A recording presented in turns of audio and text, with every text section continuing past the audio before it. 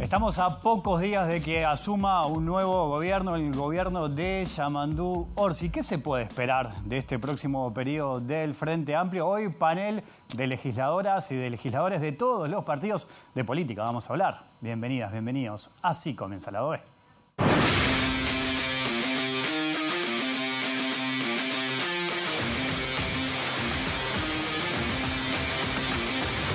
La expectativa de cumplir con seriedad y compromiso el mandato que la ciudadanía concretó con el cambio político en las urnas en el año pasado. El primer año es un año muy importante en la Cámara de Representantes, sobre todo porque es donde se va a aprobar el presupuesto nacional que va a regir para los próximos 5 años. Seguramente van a haber muchos debates políticos, mucha interpelación, muchos asuntos de discusión en la relación entre la oposición y el gobierno, el nuevo gobierno que asume el 1 de marzo. Y bueno, toca que la Cámara de Diputados, como no hay mayoría evidente para ninguna bancada, va a tocar trabajar mucho, articular, escuchar a los otros parlamentarios y tratar de buscar acuerdos.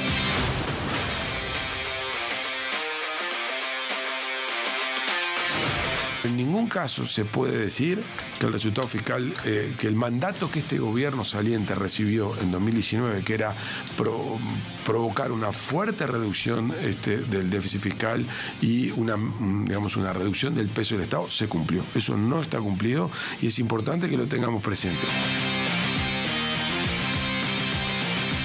Que la prioridad de aumentos salariales tiene que estar focalizada en los salarios sumergidos, creo que es evidente por todos. Porque hay personas que están ganando menos de 25.000 pesos por mes y es muy difícil llegar a fin de mes. Ahora, yo no le puedo pedir a una persona que gana 50.000 pesos, decirle que como mi prioridad es los 25.000 pesistas, va a perder salario. No puede perder salario, porque con 50.000 pesos también está difícil vivir. El gobierno no tiene ningún incumplimiento. Hoy lo que hay firmado como la última modificación contractual preveía que la obra tenía que quedar terminada el 24 de diciembre del año 23. O sea, lo que se estaba negociando o tratando de buscar un acuerdo era una nueva modificación de contrato para que el ministerio pudiera acceder a un pago que está reclamando el consorcio.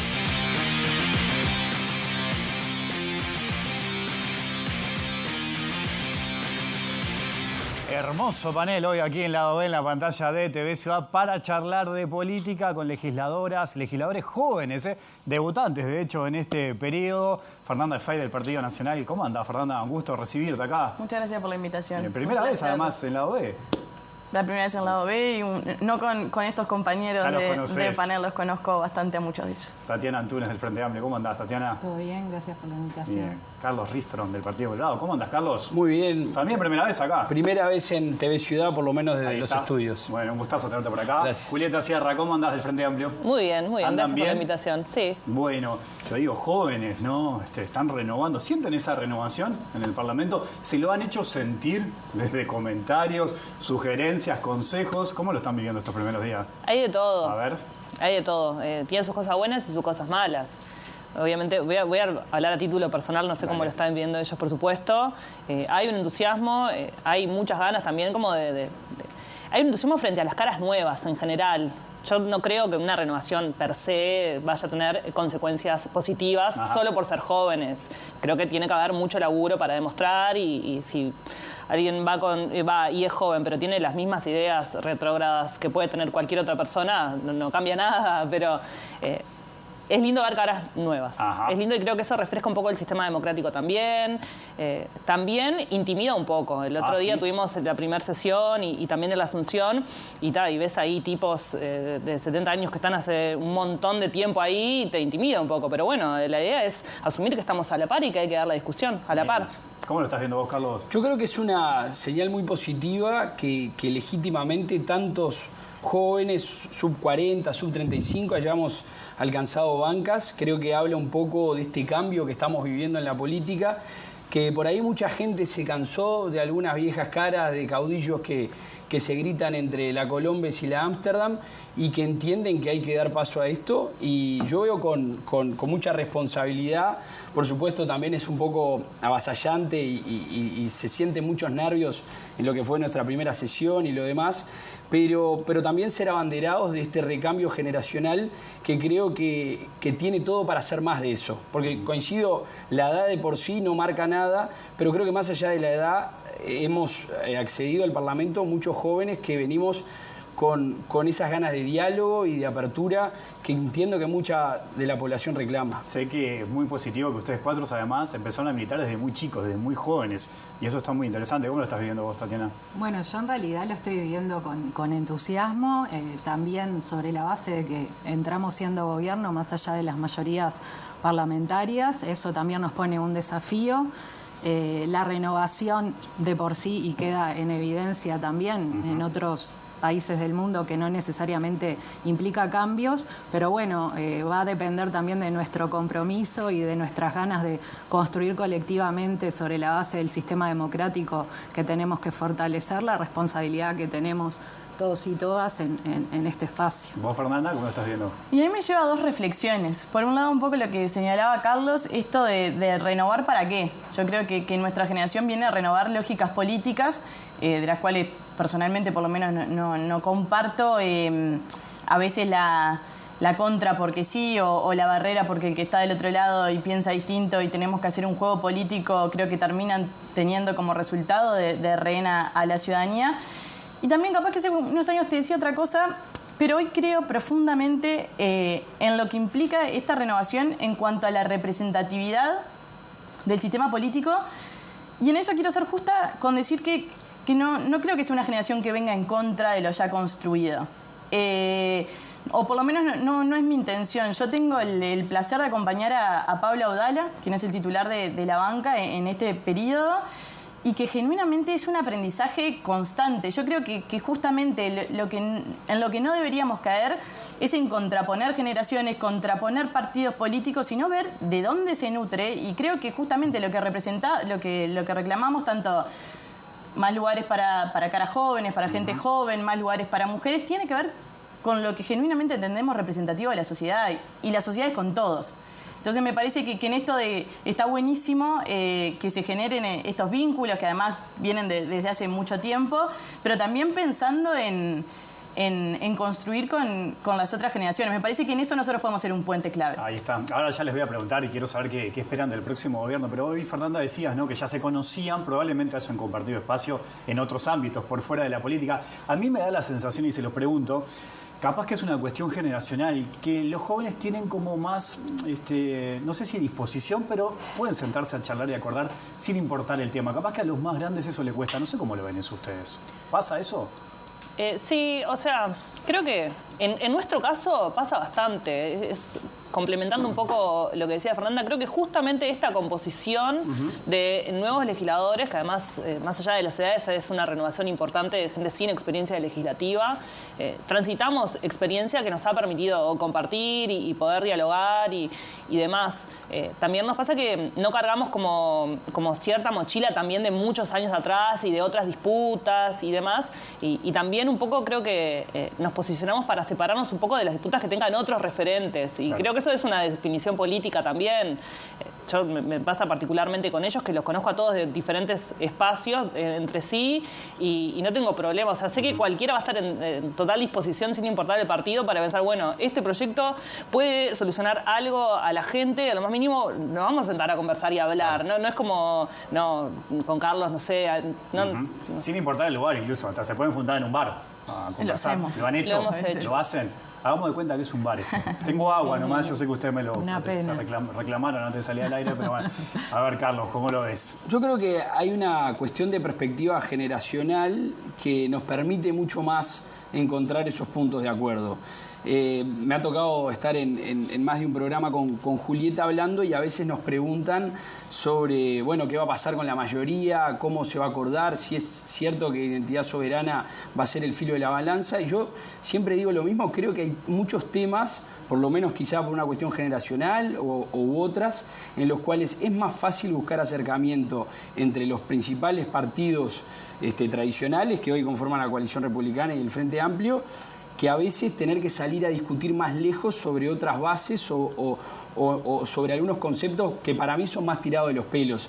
Y me parece que también ahí hay un reclamo de la ciudadanía en general, que muchas veces cuando nos encontramos con gente, en particular jóvenes, no miran tanto las banderas partidarias, sino que quieren saber, bueno, ¿y dónde te parás en estos temas? ¿O qué pensás? ¿O cómo querés encarar las cosas? Y yo creo que eso es parte un poco de ese reclamo y que viene muy bien a este periodo legislativo sin tener ninguno de los bloques mayoría parlamentaria, porque flaco favor nos haríamos como país si nuestra postura fuera de gritarnos entre bancadas constantemente. Permitime una cosita con lo que decía Carlos, porque eso está bueno, porque además cada uno es profundamente integrante de su partido. Yo soy profundamente frenteamplista, sé que Tatiana también, Ninguno sé va a que él dejar es de ser, profundamente colorado, Fernanda me consta que es profundamente nacionalista, pero es como, prioricemos un poco también el bien común, y ninguno es que queda como diluido en dudar de a dónde pertenece, porque me consta que los cuatro nos sentimos profundamente arraigados con las raíces de nuestros partidos. Ahora, Tatiana, ¿cómo lo ves vos? Ahora voy contigo, Fernanda. Esto que decía Carlos, diputado está lindísimo, porque nadie tiene mayoría. Claro. Ahí hay que hablar, hay que negociar.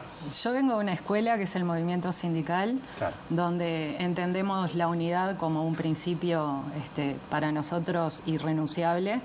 Y en ese sentido, más allá de que soy frenteamplista, soy comunista, integro las filas de mi partido orgánicamente, entiendo que la unidad que aprendimos también de los más viejos, hoy siendo más jóvenes y teniendo esta responsabilidad, es una herramienta que nos va a posibilitar poder construir puentes en común para efectivamente ir hacia todas las cuestiones que haya que profundizar y legislar y trabajar también codo a codo con la gente en función de eso que es en realidad para lo que estamos, ¿no? O sea, nosotros no estamos para que la gente nos vea pelear entre nosotros para ver quién saca el tuit más agresivo o más con más likes viral, o lo que sea, o más viral, sino que en realidad nuestra responsabilidad es mucho más grande que eso, mucho más importante, y es frente a las personas que nos votaron y que hoy hacen que esto sea un componente, ¿no? Un bloque, digamos, que es el Parlamento, ¿no? Entonces,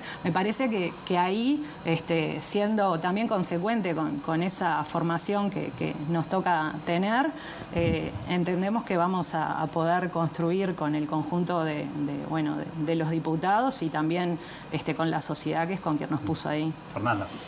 Sí, yo no le tengo miedo ni al panorama que se ha dado en el Parlamento, ni a la discusión. De hecho, a veces creo que queda un poco lejana la realidad del Parlamento a lo que transmitimos todos los días a la ciudadanía, porque el acuerdo es la regla en el Parlamento.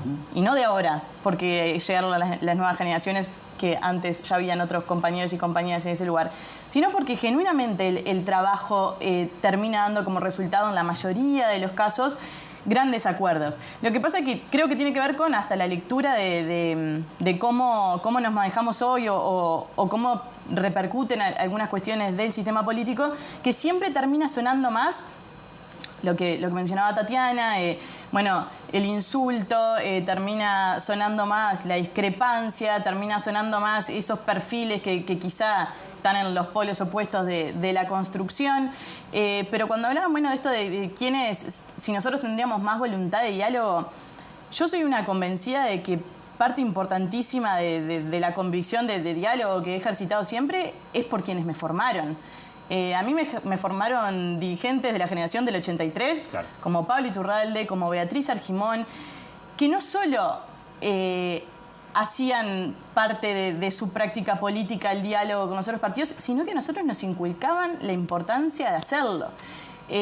Fuimos formados por dirigentes que hacían hincapié en esto y le daban la importancia que hoy desarrollamos en ese sentido. Por eso a veces se piensa que el Parlamento es un terreno mucho más hostil del que es, y que quizá parte de la reivindicación también sea demostrar que acá no se trata de enemigos, se trata de gente que piensa distinto, que hay cuestiones en las que vamos a llegar a acuerdos, hay cuestiones en las que no vamos a llegar de acuerdo, pero eso no implica que yo piense que el que piensa distinto es una mala persona. Claro, no lo transforma en enemigo al que piensa distinto. No lo transforma en enemigo, pero creo que parte de nuestra responsabilidad como generación es transitarlo de esa manera y es blanquearlo, es decirlo, porque si no es complicado lo que transmitimos también. Claro. Para cerrar este capítulo, ¿tienen problema en decir las edades? ¿Ustedes no? Porque hablamos mucho de juventud, de jóvenes. ¿Vos, Fernanda, cuánto tenés? 28 años. 28 años. ¿Julieta? 30, ya no puedo currar mucho más con ser joven. O sea, tengo 30. Ahí entras en lo de que ¿Cuál es el siempre... límite? Bueno. Claro, y lo que significa la juventud para el Yo veo Uruguay. los gurises MPP. Sí, bueno, eso es Porque otro. acá Y, joven en a la Uruguay legislatura, y a la somos lo mismo, legislatura. decimos, tenemos un presidente joven. Que obviamente una persona con 50 años es joven, pero decís, bueno, capaz que es Sí. joven. En otros países, no sé, tan Bueno, 20. seguimos teniendo una constitución que le pone límites a las personas a partir Bueno, de ahí cuándo está. pueden ser Eso es electas. verdad. También. Vos decís que no puedes currar más siendo joven. No, en el 30. Parlamento sí, porque somos muy poquitos. O sea, creo que somos 8 sub 35. El otro día somos 5 sub 30 o ahí 30. Pero en general, yo veo a los gurises MPP que el otro día hicieron tienen? un campamento de 600 personas, el promedio de edad era 20 años, 600 gurises de 20, 23 años. Digo, Ajá. yo ya está, y la dinámica, la energía, la gana, no puedo. Carlos, vos, Yo 32. 32. ¿Y Tatiana? Yo tengo 40. 40. Somos todos jóvenes. Todos Muy jóvenes. jóvenes somos todos. Tú no dijiste todavía. Tú no dejaste tu edad, ¿eh? Yo en un mes y poquito cumplo 41. Así que está. Seguís Soy- entrando en la seguimos categoría en 40. joven Me para el piden la país. cédula acá, no me creen. En serio, va a cumplir 41. Soy el más viejo de todos ustedes. Cambiemos de tema. Hablemos de política. ¿Qué esperan del próximo gobierno? A ver, ¿quién quiere empezar? Fernando, ¿qué esperas del próximo gobierno? Yo del próximo gobierno genuinamente espero lo mejor, pero en el sentido de, yo lo he dicho en varias oportunidades, creo que se han generado expectativas muy importantes en la población, con promesas durante la campaña, que me parecen realmente complejas. Creo que hay un desafío importante. Yo espero genuinamente que esas cuestiones se puedan alcanzar. Una de las más notorias, que además ha estado en estos días, es el tema del salario mínimo y los 25.000 pesistas, que obviamente son un drama nacional. Me he preguntado muchas veces si un aumento salarial, que obviamente lo comparto y espero que así suceda, termina solucionando las cuestiones de fondo. Y ahí es donde me preocupa un poco cómo se han estructurado las expectativas de la gente, en el y lo digo de total buena fe, en el sentido de, a mí me importa muchísimo la credibilidad del sistema político. Pero no por sostener al sistema porque sí.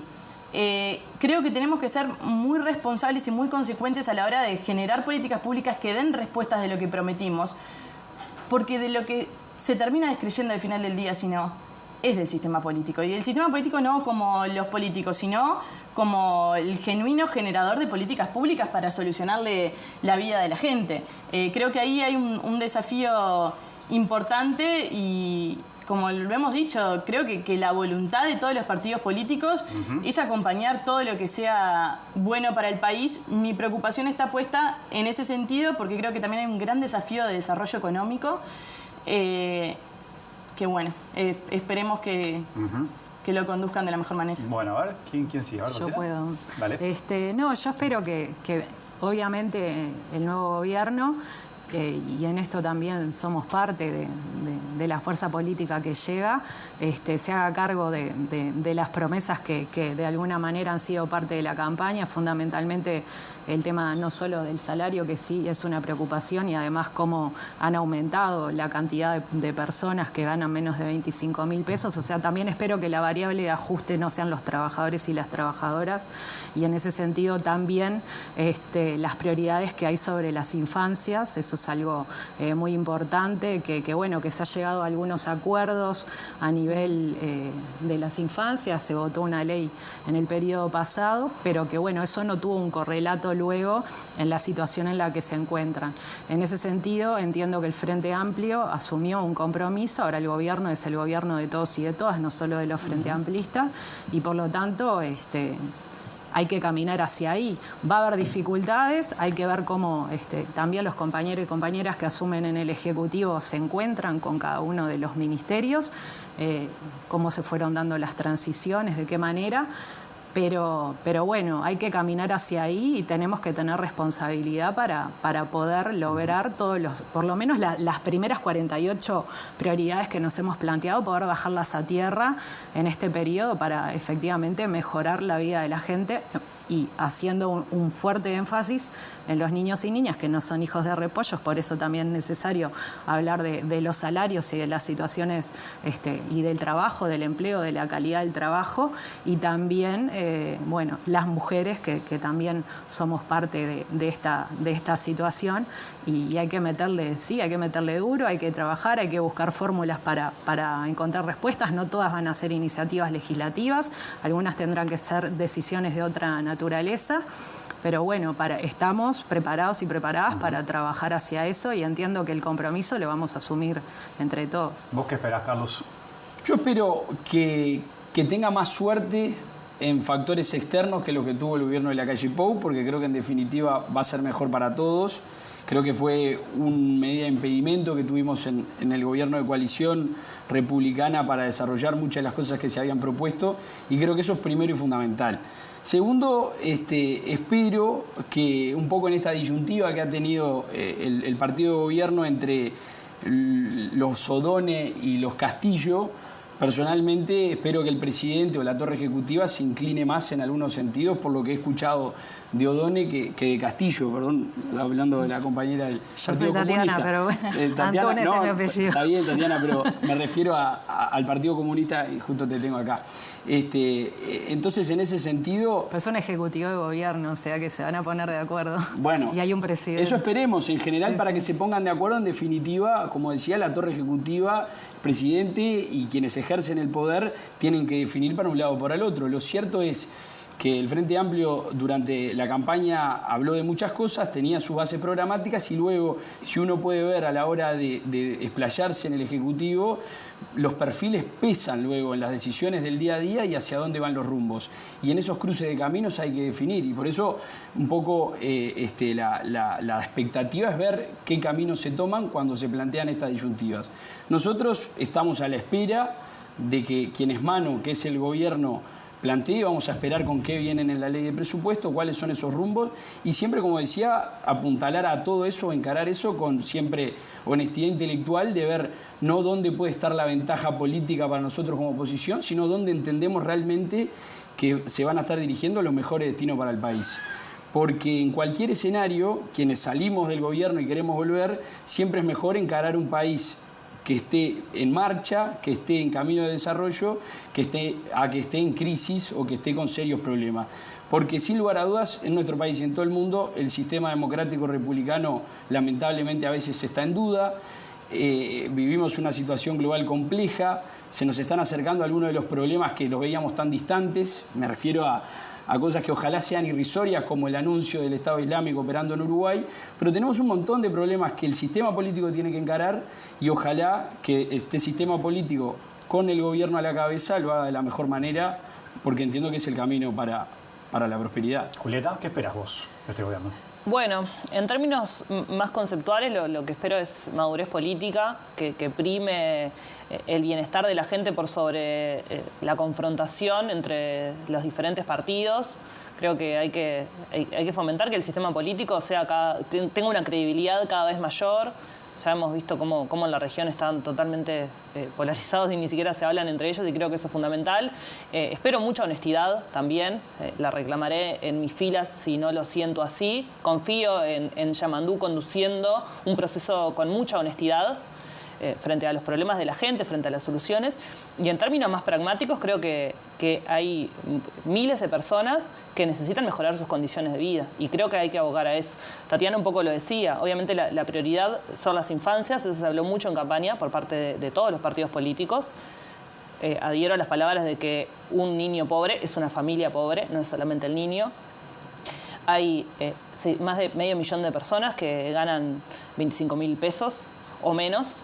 Con eso no vive nadie. La gente necesita trabajo. La demanda de puestos de trabajo en todo el país es brutal, sobre todo del Río Negro para arriba, que están las mayores tasas de desempleo y también el empleo más precarizado. Ahí vamos a tener que poner todos nuestros esfuerzos, porque el laburo en sí mismo también es después el desencadenante de no sé si decirlo soluciones, pero de poder atender otros problemas que es, por ejemplo, como decía, la pobreza infantil. Por ejemplo, incluso la seguridad. Cuando los pibes no tienen laburo y están en la calle y no tienen opciones, incluso hasta recreativas, hasta culturales, también termina generándose toda una ola donde termina involucrándose hasta un avance del narcotráfico que es mundial y que también tenemos que pensar otras cosas. Eso es una discusión más profunda, pero creo que hay muchas cosas que se pueden atacar con aumentando los puestos de trabajo para empezar, con salarios dignos, por supuesto, y en condiciones dignas, no aumentar los puestos de trabajo a nivel jornales solidarios, sino puestos de trabajo reales, de calidad.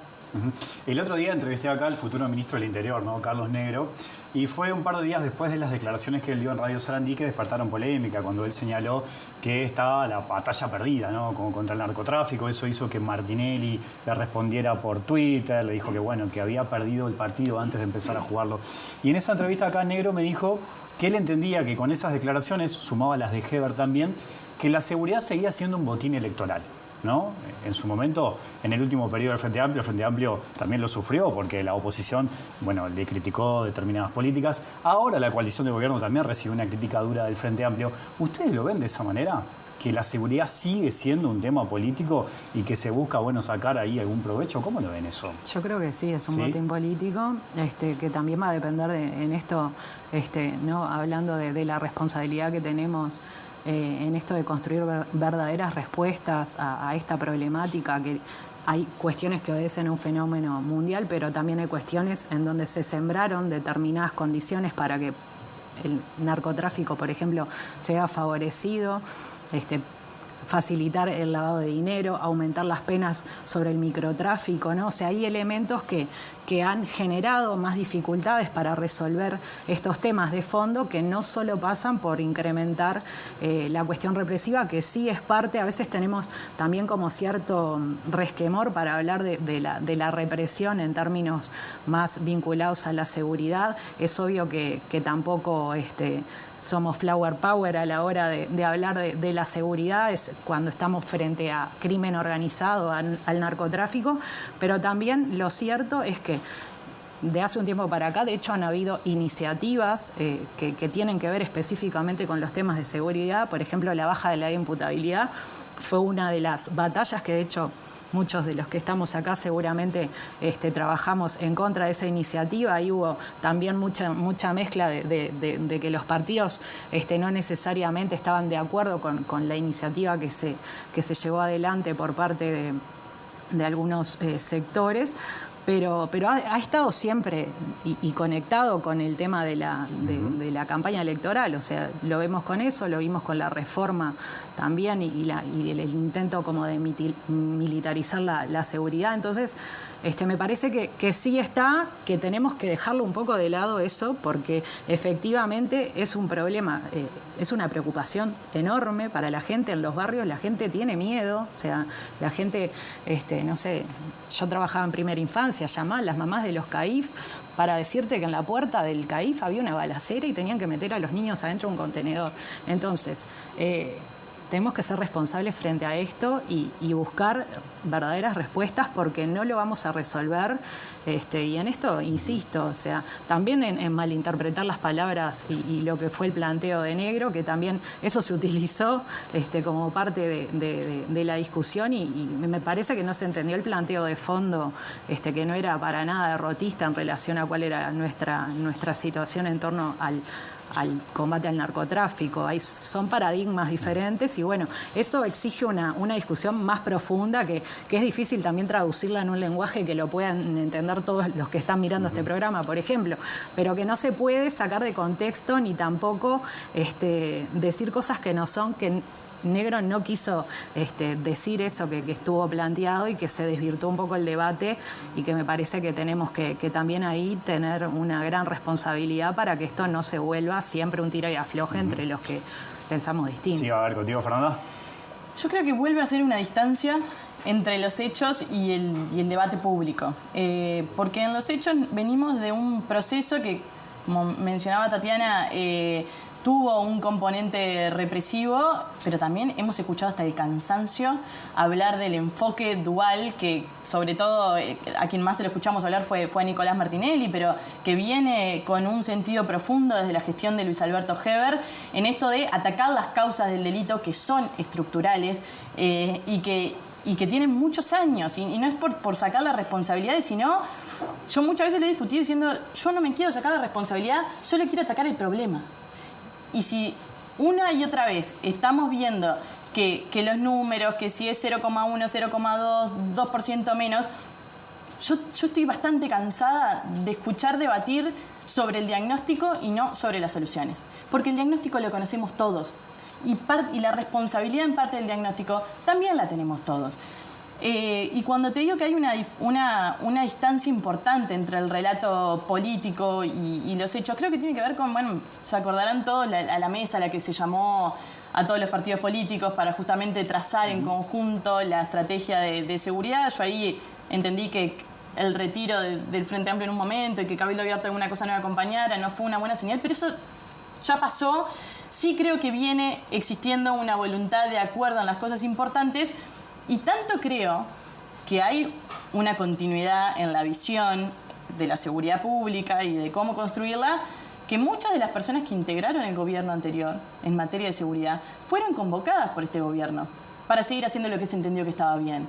Entonces, entiendo el debate dialéctico, el debate quizá político, pero me parece que termina quedando lejos de lo que son las políticas públicas.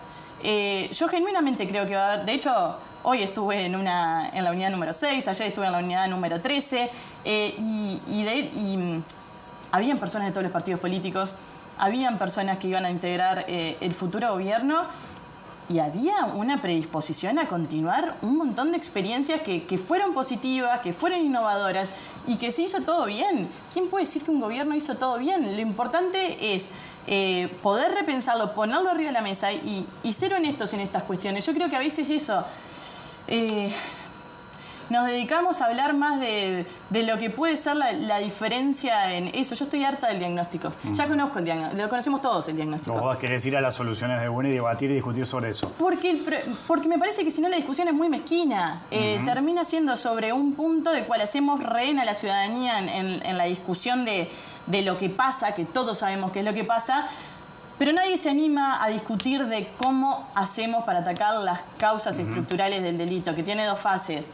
Primero, atacar lo que tiene que ver con la prevención, la reforma penitenciaria impostergable, que creo que tiene un muy buen punto de partida, que fue la construcción del libro blanco encabezado por Ana Viña, que hoy es va a ser miembro del Ministerio del Interior, una técnica brillante.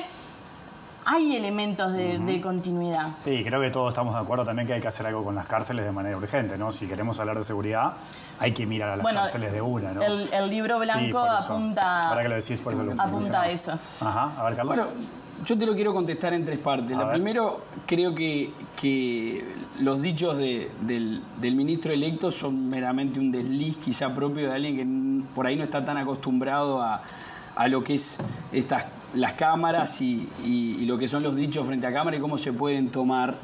Así que me parece que es un poco injusto tomarlo por esas palabras o castigarlo por lo que dijo. Pero luego, me parece que hay una cuestión que no es justo decir que se toma como botín electoral un tema que es de los principales, sino el principal de preocupación de la gente.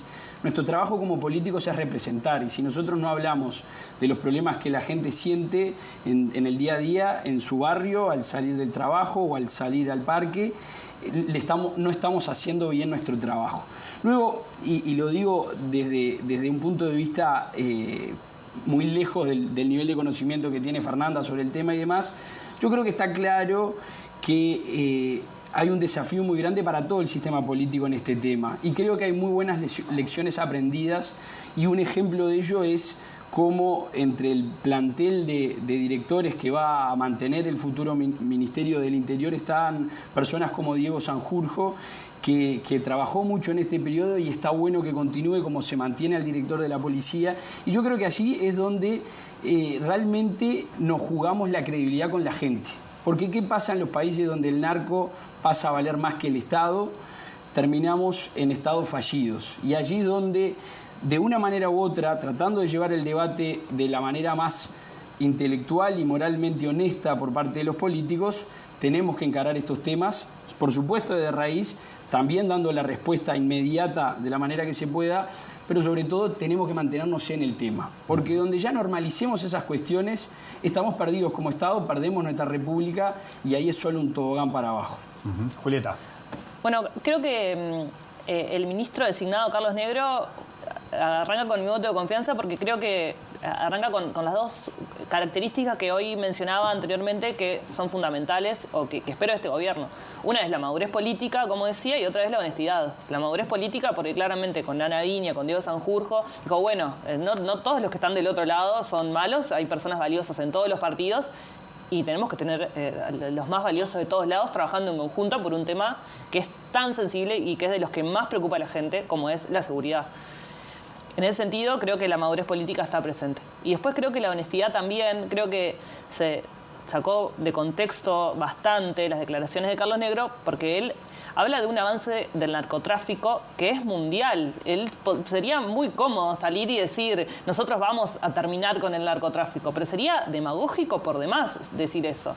Entonces, lo que plantea Negro es, hay un avance que es mundial. Nosotros lo que tenemos que hacer es prevenir, en todo caso, como también decían, y ver cómo no quiero usar la palabra control porque se puede asociar a regular y no quiero que se malinterprete, pero cómo generamos que las consecuencias sean los menos graves posible mientras se piensan estrategias a mediano y a largo plazo, porque necesitas soluciones inmediatas, porque comparto con Fernanda de que la seguridad no es una cuestión de estadísticas, porque a quien vive el delito, a quien vive en carne propia es el 100%, no es una cifra que bajó o subió en un gobierno u otro, es el 100% de la preocupación.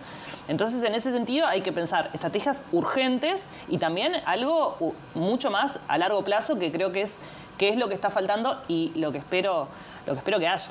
Además, no es solamente un tema de seguridad propiamente dicho, en términos de funcionarios policiales, que igual ya se anunció en campaña, creo que además lo proponían todos los partidos de aumentar los efectivos policiales y aumentar las cámaras de seguridad y demás, también los recursos en las comisarías y en términos tecnológicos también, sino que es también la presencia del Estado. Nosotros estamos teniendo muchísimos niños baleados, que entran al Pereira Rosell baleados, que terminan siendo víctimas del narcotráfico. Entonces ya como que se fue bastante de las manos en ese sentido y ahí falta una presencia estatal muy fuerte. Y entonces creo que no quiero usar la palabra integral, porque yo le huyo un poco a las palabras que se usan tanto que después terminan como medio significando nada de tanto que se usan. Pero se necesita de verdad abordar como de diferentes formas, no solamente con la seguridad pura y dura o lo más tangible, que es recontra importante, que es porque nos protege un montón de cosas, pero también es, bueno, hay niños que están terminando internados. Nada, tenemos que pensar con altura. Bueno, ya en el final, van pocos días de esta legislatura, ya se presentaron medio centenar de proyectos, viene intensa la mano. Bueno, Bordaberry arrancó con todo ahí en Vamos Uruguay. ¿Ya los han visto? ¿Han bichado alguno? Está, por ejemplo, de vuelta a la eutanasia, que es un proyecto que viene desde el periodo pasado, que no salió. Está el divorcio express, que lo hablamos acá el otro día.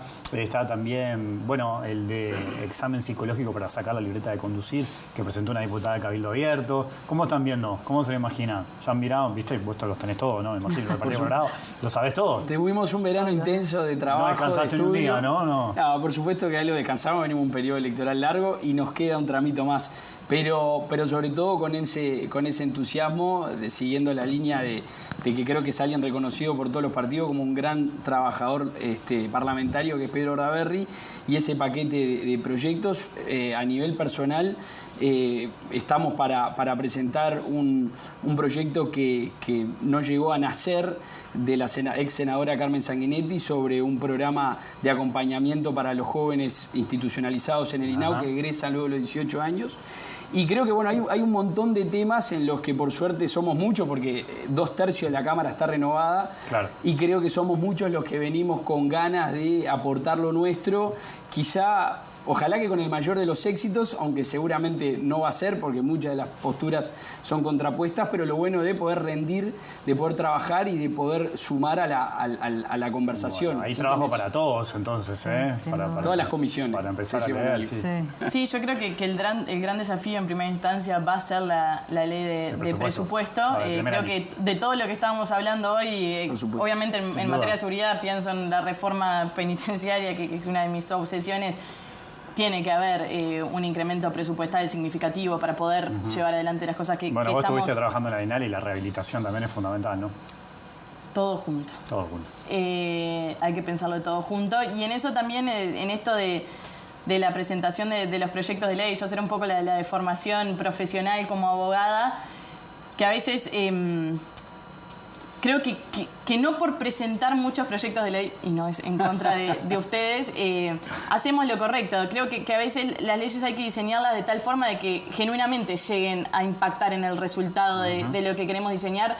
Creo que para eso hay que tomarse tiempo, creo que hay que hacerlo con grandes consensos, y estoy segura que ustedes lo hicieran, pero en lo personal tengo esa mirada integral a la hora de elaborar los proyectos de ley. Bueno, quiero decirles que me encantó charlar con ustedes. ¿Cómo pasaron? ¿Pasaron bien? Bien. No es un bar esto, se dieron cuenta que no es... Se sintió un poco. Se sintió un poco como un bar, Da para acomodarse. Creo que hay algunos compañeros que tenían algunas otras propuestas, ¿no? De poner música, de fondo, cambiar el agua. Por ahora no.